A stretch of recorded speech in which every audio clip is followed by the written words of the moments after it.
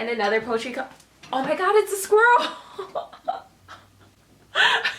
The squirrel has been trying to get into my window. I don't know if you guys could see it, but this girl literally thinks he lives in my room and always tries to attack when I'm filming a video.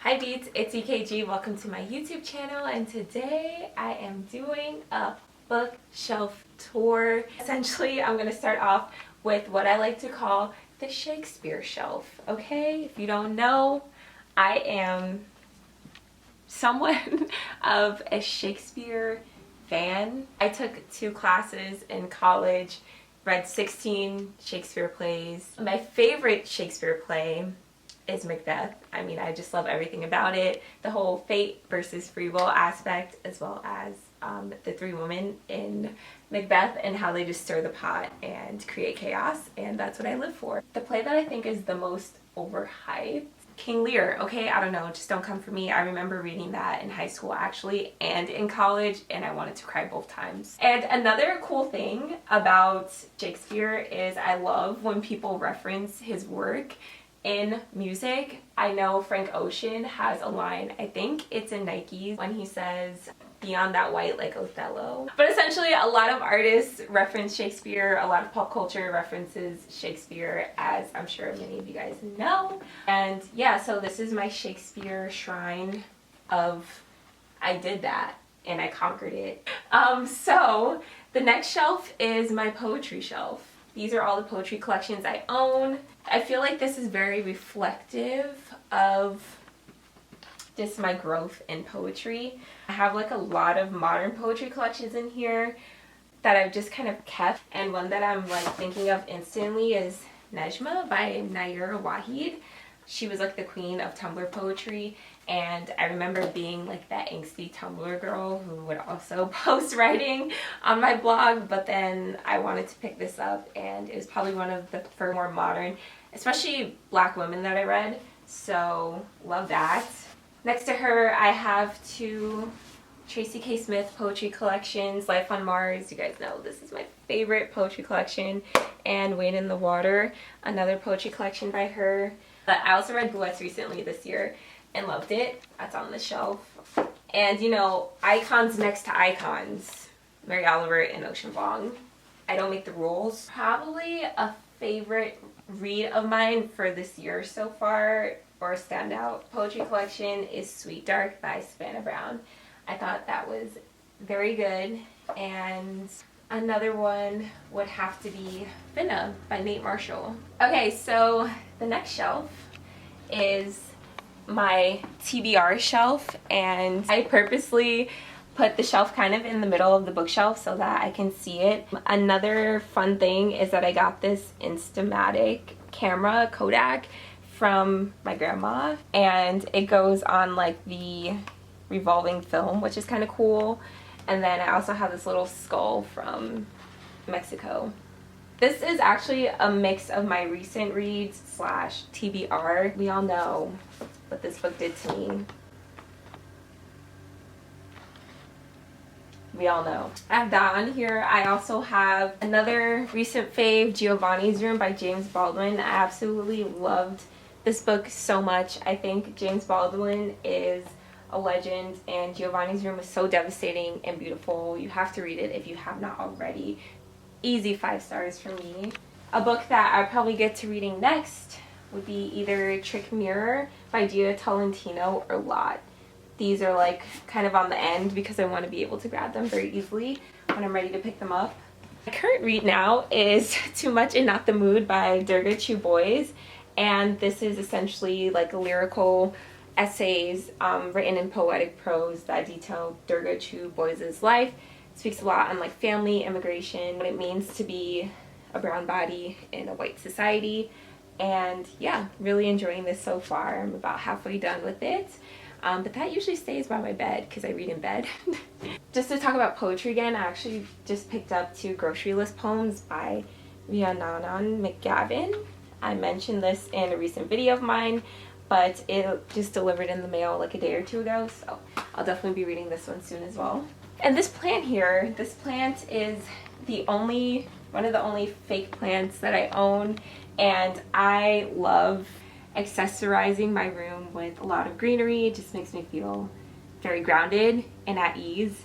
But the reason why there aren't any real plants on my bookshelf is because my bookshelf is not mounted to the wall, and I'm convinced that one day I'm going to be walking by and it's just going to follow me and I'm going to break a leg. So yeah, so I mean, as you can see here, there's a gap and it's not mounted to anything, which is a hazard. Okay, so we're gonna go down another one. So this shelf is a mixture of my literary fiction classic section. There's like really no specific order, although I did try to do kind of like a rainbow shelf situation. I have The Adventures of Huckleberry Finn. My grandmother gave this to me. She was also, well, I wasn't an English major, but she was an English major and an English teacher for high school for many years. I also have the Twilight edition of Wuthering Heights. If this doesn't tell you what my reading was like when I was a teenager, then I don't know what will. Another book that I have is Heads of the Colored People in the shelf, and this book I think about probably constantly. And oh my god, I have to mention Edgar Allan Poe, okay? And so this is The Raven and Other Poems by Edgar Allan Poe, and then this is The Gold Bug and Other Tales. And actually I went to Edgar Allan Poe's house in Philadelphia for like a 7th grade field trip and learned about the telltale heart in that one, and then also Black Cat. And yeah, if you've read that story, you know that they bury the cat behind the wall, and I was just so spooked out thinking about that in his house because it was supposed to be inspired by a real occurrence that happened in his house. It would not be an EKG video if I didn't mention On Earth and Briefly Gorgeous by Ocean Vuong. Absolutely obsessed with it. I also have like The Bluest Eye on here by Toni Morrison. The Hobbit. Gotta have The Hobbit. Another recent favorite of mine is Conversations with Friends by Sally Rooney. I have her other book, Normal People, here, but I really like that story. And yeah, I don't know. I have Frankenstein, like an old edition of it that I'm pretty sure I borrowed from my grandma's house and never returned. And I also have some Maya Angelou, I Know Why the Caged Bird Sings, with a note from my grandma. She actually gifted this to me in 2017. As you can see, I'm heavily influenced by my family members and their book recommendations and just what they read and loved. Oh my god, another good book that I actually read in high school. C.S. Lewis's The Screwtape Letters, and I actually read this in high school, and it's a book that actually sticks with me to this day because it's so crazy. But it's a series of letters written from a higher ranking tempter, and he's writing to a like novice of a tempter and telling him how to accurately tempt his human that he's with into doing things that are sinful. My legs are falling asleep. This is my shelf of fiction, basically hardcover books. This is my rationale. So you know how I told you that the bookshelf is very unsturdy because it's not actually nailed to the wall? I figured that if I made the bottom heavy, then it would kind of act like an anchor, you know, so that it doesn't tip over and kill me one day. But yeah, I have some fiction books here. I have the Maze Runner trilogy, which they made into movies. The reason why I kept it is because it was a gift from my aunt, who was also an English major, runs in the fam. And yeah, I still want to read it. I thought that The Maze Runner was very interesting. I read it a while ago, so I probably have to reread the first book again. Go Ask Alice had a grip on everyone who was reading when I was in like 6th or 7th grade. And essentially it is a story about an anonymous girl who writes these diary entries. It's crazy. It's dark. But yeah, this book had a chokehold on all of us. Oh, another Classic book, Looking for Alaska by John Green. I mean, this is the definition of manic pixie dream girl. I don't have to say anything else. Yeah, I have some book of the month books. I have The Maidens. I bought this myself and I still have not read it yet, but I cannot wait to. And then I also have The Final Revival of Opal and Eve.